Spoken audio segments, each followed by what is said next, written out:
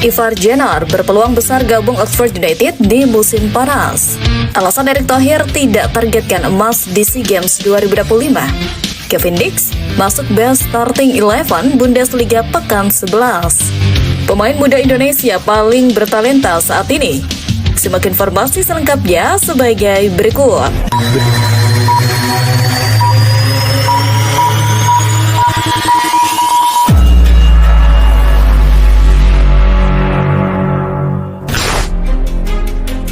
Kevin Dix masuk best starting 11 Bundesliga pekan 11. Kabar membanggakan tak henti-hentinya datang dari para pemain diaspora timnas Indonesia di Eropa. Bek andalan skuad Garuda Kevin Dix baru saja menorehkan pencapaian individu yang luar biasa di Liga Jerman atau Bundesliga musim 2025-2026. Penampilan konsistensinya bersama Borussia Mönchengladbach akhirnya mendapatkan pengakuan yang luas. Kevin Dix secara resmi terpilih masuk ke dalam Best 11 atau susunan 11 pemain terbaik Bundesliga untuk pekan ke-11. Ini bukanlah penghargaan sembarangan. Masuk ke dalam tim terbaik mingguan di salah satu dari 5 liga top Eropa adalah bukti validasi kualitas seorang pemain. Yang membuat pencapaian ini semakin spesial adalah nama-nama yang bersanding dengannya dalam daftar tersebut. Kevin Dix berdiri sejajar dengan trio bintang Bayern Munchen seperti Dayot Upamecano, Lennart Kjaer, dan Michael Olise. Hal ini menunjukkan bahwa performa Kevin Dix pada pekan tersebut dinilai setara dengan pemain-pemain kelas dunia yang mendominasi sepak bola Jerman. Statistiknya dalam bertahan dan membantu serangan dinilai sempurna oleh panelis. Ia mampu mematikan pergerakan lawan sekaligus memberikan kontribusi nyata saat timnya membangun serangan hingga mencetak gol lewat titik putih. Pencapaian ini menjadi sinyal positif bagi timnas Indonesia. Memiliki pemain yang secara reguler masuk dalam jajaran elit Liga top dunia akan meningkatkan standar permainan skuad Garuda. Kevin Dix membuktikan bahwa pemain berdarah Indonesia mampu bersaing di level tertinggi. Bukan hanya sebagai pelengkap tetapi sebagai pemain kunci yang diperhitungkan. Konsistensi Kevin Dix di Jerman diharapkan dapat terus berlanjut dan menular kepada para penggawa Garuda lainnya.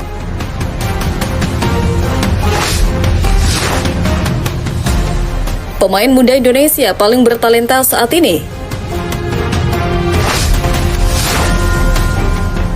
1. Evandra Florasta.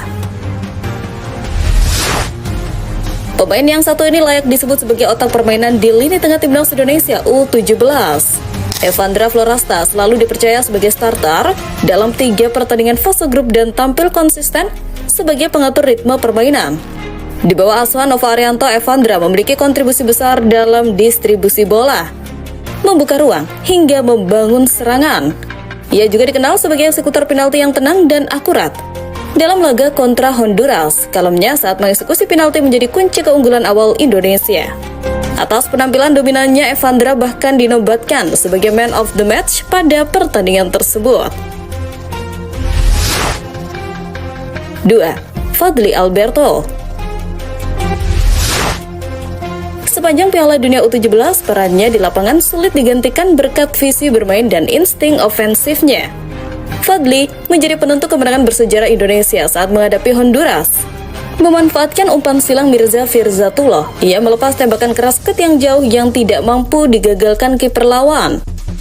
Setelah 2 laga awal yang kurang maksimal melawan Zambia dan Brazil, Fadly menunjukkan kualitas terbaiknya di laga krusial ini, bahkan melepaskan beberapa tembakan berbahaya selain gol yang ia ciptakan. 3. Zahabi Goli. Pemain Persija Jakarta ini 2 kali menjadi starter, masing-masing saat menghadapi Zambia dan Honduras, serta tampil sebagai pemain pengganti saat melawan Brazil. Goli memberikan dampak besar lewat kecepatan, agresivitas, dan insting menyerangnya.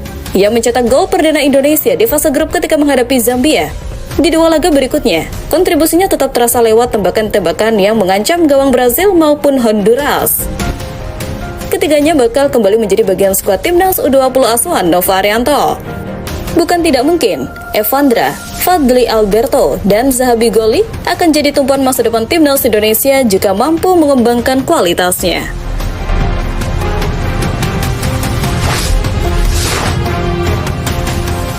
Alasan Erick Thohir tidak targetkan emas di SEA Games 2025.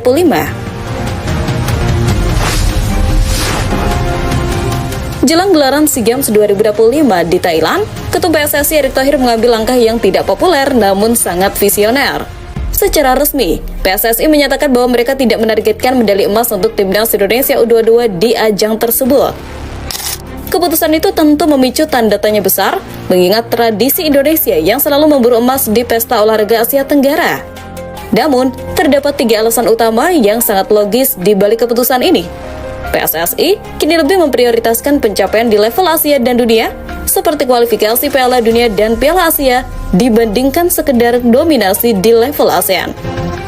Selain tak terkait regenerasi dan jam terbang, SEA Games 2025 akan dijadikan sebagai panggung untuk mematangkan pemain-pemain yang lebih muda atau pemain pelapis yang jarang mendapatkan menit bermain di tim utama. PSSI tidak ingin membebani mereka dengan target juara yang bisa merusak mental, melainkan ingin mereka fokus pada pengembangan permainan. Alasan ketiga berkaitan dengan jadwal kompetisi. Mengingat padatnya jadwal kalender FIFA dan Liga Domestik, memaksakan target emas seringkali mengganggu ritme klub dan pemain inti. Dengan menurunkan target, tekanan menjadi berkurang dan pelatih bisa leluasa melakukan rotasi tanpa takut dihakimi hanya karena hasil akhir. Langkah Erick Thohir ini menunjukkan kedewasaan manajemen federasi yang mulai berani mengorbankan gengsi sesaat demi tujuan jangka panjang yang lebih besar.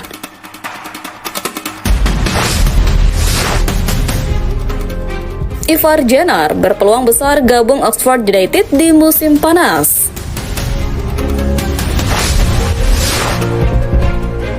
Gelandang Timnas Indonesia Ivar Jenner menjadi pusat perbincangan publik tanah air usai mengumumkan dirinya akan hengkang dari FC Utrecht.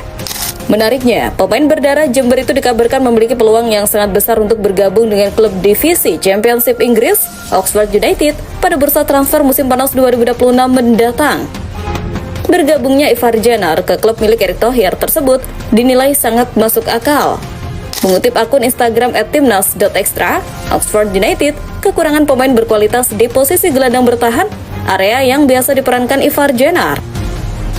Sebab di skuad Oxford United saat ini hanya ada satu gelandang bertahan murni, yakni Will Foulds. Sementara itu 2 gelandang lain yakni Cameron dan Brian lebih berorientasi kepada serangan. Karena itu pemain seperti Ivar Jenner dibutuhkan Oxford United. Jika transfer ini terwujud, maka akan menjadi sejarah baru. Ivar Jenner akan bermain di kasta kedua Liga Inggris Championship yang dikenal sebagai salah satu liga paling kompetitif dan fisik di dunia. Tingkat kesulitan liga ini berada di atas Eredivisie Belanda dalam aspek intensitas. Ini akan menjadi tempat tempaan yang sempurna bagi fisik dan mental Ivar.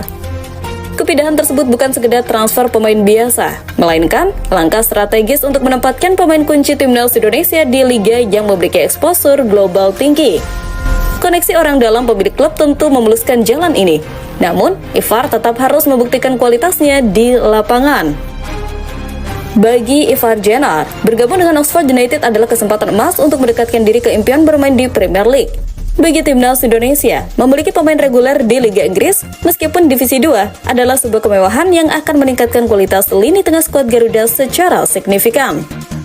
Pecinta sepak bola tanah air menantikan realisasi dari rumor besar ini di musim panas mendatang. Dan, satu hal yang pasti akan melihat aksinya bersama sang striker andalan Timnas Indonesia, Oleh Romney.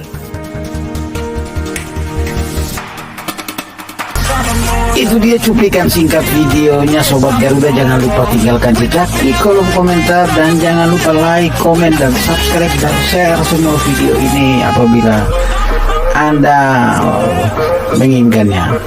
Kita jumpa lagi di video-video selanjutnya. Tetap semangat Garuda di dada. Bye-bye.